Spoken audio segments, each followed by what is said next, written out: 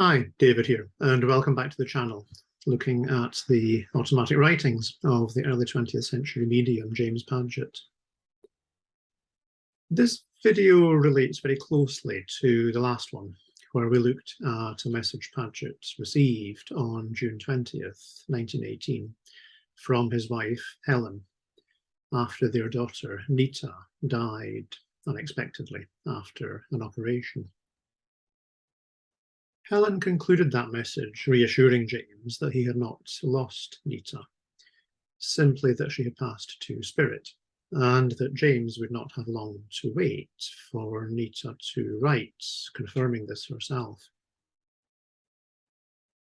When I was recording that last video, the date I had for Nita's first message was June 27, 1918, which is just a week after Helen's message about Nita's passing.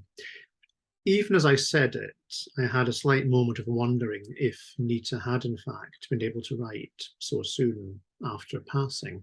So I did a bit of checking and found an alternative date for Nita's first message of October 14, 1918. That's about 3.5 months after Helen's message, which feels to me to be much more credible, not least because the experiences Nita describes in her message would seem difficult to compress into a shorter period. Also, the message from Nita is followed by one from her mother, Helen, of the same date, which we will also take a look at in this video. One of the slight challenges with the Padgett messages is that the originals are just pencil on paper, and James Padgett himself didn't always date them. Also, it fell largely to his friend Dr. Leslie Stone to catalogue, transcribe, and publish them. The sheer volume of messages meant that exercise itself couldn't be perfect. If you would like to know more about the history of the messages, there is a link in the video description and on the channel homepage. So let's jump into the message to James from his daughter, Nita. I am here, Nita. Let me write a line. I am Nita, and I have been so anxious to write you, ever since I came to the spirit world and realized that I could do so. Well, Daddy, I cannot tell you how happy I am and how glad I am that I can write you. I know that Mother has written you in regards to my passing over and my condition and progress since I became a spirit, and all that she said is true, and much more. I am so desirous to tell you in detail just what my experience has been, but as this is my first attempt to write, I will not do so tonight, but very soon I will, and I know that you will get tired before I cease writing, for I have so much to tell you. Of course, I had some idea of what my experience might be in passing, but the idea was a very faint glimpse of what I really experienced. And I want to tell you how much your information helped me when I was with you. I mentioned in the last video the importance of sharing what we know about spirit. People might not accept that information in the moment it is shared, but it will still make a difference for them. We're never going to be able to anticipate the exact experiences someone will have when they pass to spirit, simply because we can never know them fully.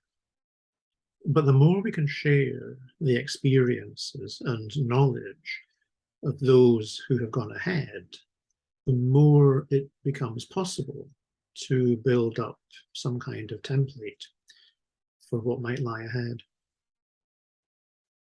Nita tells James that what she has experienced is much more than what she calls the faint glimpse of what it's like in spirit that she had from her conversations with her father.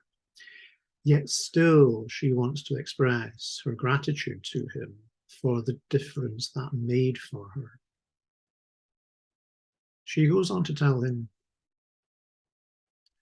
"Well, Daddy, I am also so very glad that I could be with you and know that you were still my dear Daddy and loved me so much more than I ever realized when on earth.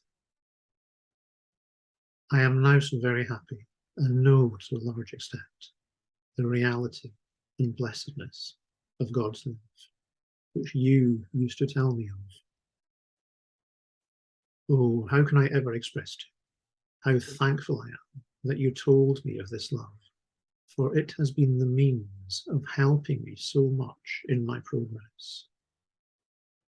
I am now in the third sphere, as Mother tells me, and I cannot tell you the beauty and loveliness of all that surrounds me, and what a lovely home I have, and what delightful associates." So already Nita has progressed beyond the second sphere, or the summer lands, which is where most of us go when we pass, which is rapid progress for someone who has only been in spirits for a few months. And again, we have this mention of divine love as being the thing that has made the difference for Nita, helped also by knowing about it while she was still living her mortal earth life.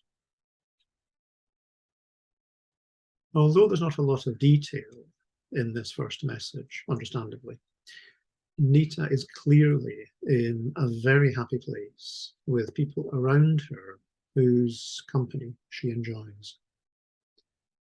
So it's perhaps no great surprise to read that she wouldn't return to the earth life, even if it were possible. She tells James that you must not think me selfish when I write that I would not return to the earth life for all the world. For here I am free from the worries and troubles that I had, and also can be with you and love you and know that you love me as your own darling baby. Well, Daddy, I have written a good deal, and Mother says I had best not write more now. But wait until I am in a better condition to express to you just what I desire to write. So love me and think of me, and expect me very soon to tell of what I have suggested. So, dear Daddy, I must say good night with all my love. I am still your own love.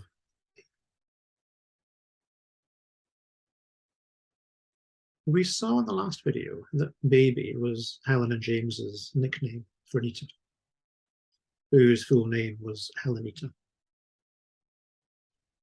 It's interesting also that from her new perspective of being in spirit, Nita can see much more clearly just how much her father loves her. Much more than she realized when she was living upon the earth. The ability to see this is something else that she values about her new life in spirit. So we do get a sense of enjoyment, happiness, liberation even, that Nita is feeling, having passed to spirit, leaving the earth life behind. Following up on the message from Nita is one from James's wife Helen, who was clearly with Nita while she was writing. Often in the messages, we see Helen doing a kind of rap at the end of each writing session. The messages from Helen were in large part what kept James continuing with the writing, despite his own understandable doubts about the process, and as to the identity of some of those writing to him. So often we see Helen reassuring James as to the identity of his communicators and the content of the messages, which often contradicted his own beliefs and preconceptions. And this reassurance was frequently needed, particularly when those communicating were famous names who might seem unlikely in the extreme to be taking an interest in using him as a medium. Anyway, on this occasion, Helen doesn't face too much of a challenge in reassuring James that he has, in truth, heard from his daughter, as James has clearly been pleased to hear from Nita. That said, she does face a different challenge, which will become clear as we go through the message. It's an interesting one because it tells us much about the kind of rapport that mediumship depends upon. Helen writes, "I am here, your own true and loving Helen." Well, dear, you have heard from baby, and she was so pleased that she could write you, and is more anxious than ever to tell you of all the things that she has in mind, and the wonderful experience that she had when passing, and has since had. She is a beautiful girl now, and is so very happy, and the best of all, is filled with the desire for an increased possession of the Father's love. She prays very often and seems to have great faith, and I believe that her progress to higher spheres will be very rapid. I am so glad to have her with me, as I realize that she has escaped many of the trials and worries of life. To some extent, this is the kind of message working mediums often pass on, letting someone on earth know that their loved ones in spirit are happier there. It's reassuring to know that the person who has been lost to the earth life has not simply ceased to exist, and that they are happier where they are now, even if that doesn't entirely overcome the pain of separation for those of us left behind in this world. What's a little less common is Helen's mention of divine love as being a factor in Nita's rapid progression, and that the extent to which we can possess this love is very much in our own hands, through what Helen calls prayer and faith.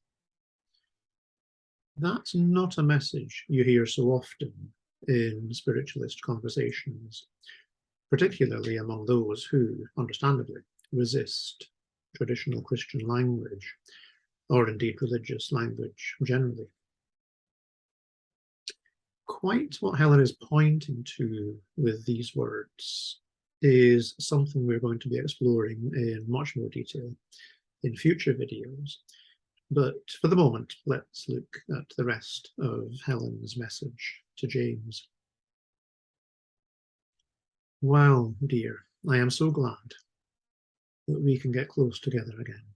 And now I hope that we will never have another severance of our rapport. And we will not, unless you let your love grow cold, and your thoughts of me and for me become less. I was very unhappy when I found that I couldn't come to you as I had been doing, and that you had raised a barrier between us that I had not the power to break down. While you may think that we spirits are very powerful, yet you must also think, keep in mind, that all our powers cannot bring me in rapport with you, and you do not think in that way towards me that will create a condition which will enable me to make the rapport. Thus you will realize how much of our intercourse will depend on you. Of course, I can be with you and know and see what your condition is and what your thoughts are, but I cannot arbitrarily change your condition or turn your thoughts to me and cause you to draw close to me in a union of rapport that will enable me to write to you. So, sweetheart, do not let yourself get in this condition again. Only love and think of and wish for me, and no spirit or power can keep me from you. Only you yourself can do this. Well, it is late, and you have been working, and I must not draw on you longer. Keep your thoughts on spiritual things, and pray to the Father, and long for his love, and very soon you will be in condition which will enable the higher spirits to write. Love me and say good night. Your own true and loving Helen. That is a very revealing message. Reading the Padgett messages, it is easy to form the impression that James is some kind of automaton, simply writing down dictation with no involvement in the process beyond that. Any medium worth their salt will tell you that this is simply not how mediumship works, no matter how gifted the medium. Mediumship is a collaboration which requires the medium to make an effort, as well as those in spirit who wish to work with us. Relationships with people in spirit, and ultimately with God, work just the same as any relationship. Even where there is love, we need to work at keeping the relationship healthy and open, so that the love we share has a chance to be expressed. From what Helen says, James has obviously had a spell where he has been turning his thoughts to other things. And there's a fairly high likelihood that his grief over his daughter's death has been a factor here.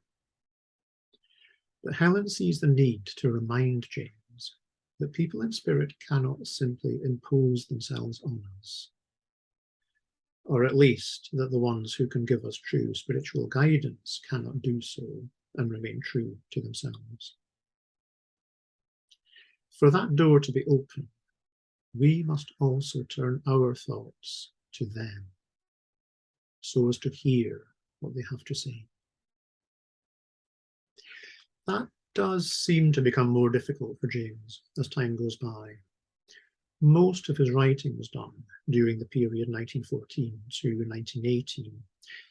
After that, the frequency of the messages does drop off, and this seems to have been down to James giving less time to his automatic writing and more to his worldly affairs.